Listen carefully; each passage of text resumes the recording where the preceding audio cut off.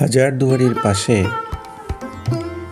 এই বিরাট বড় সৌধ বা প্রাসাদটি নির্মাণ করেছিলেন মুর্শিদাবাদ যার নামে, অর্থাৎ বাংলার প্রথম স্বাধীন নবাব মুর্শিদ কুলি খাঁয়ের প্রাসাদ এটি। অনেকেই হাজারদুয়ারি দেখেন এবং তারপরে চলে যান, অথচ হাজারদুয়ারির পাশেই এই বিখ্যাত বিরাট প্রাসাদটি, যেটি অনেকটা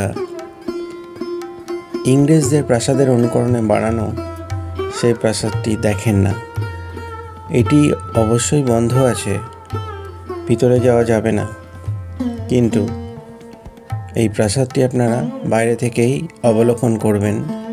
অসাধারণ সুন্দর মুর্শিদ কুলি খাঁয়ের প্রাসাদ এটি, যে মুর্শিদ কুলি খাঁ প্রথম স্বাধীন নবাব, যার ব্রাহ্মণ পরিবারে জন্ম। এরপর আমরা এটি দেখে মির্জাফরের পরিবারের নতুন বাড়িটি দেখে দক্ষিণ দরওয়াজা দেখে রওনা দিলাম কাশিমবাজার রাজবাড়ি দেখতে। ধন্যবাদ।